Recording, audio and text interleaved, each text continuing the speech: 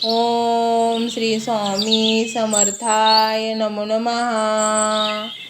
ओम श्री स्वामी समर्थाय नमो नमः.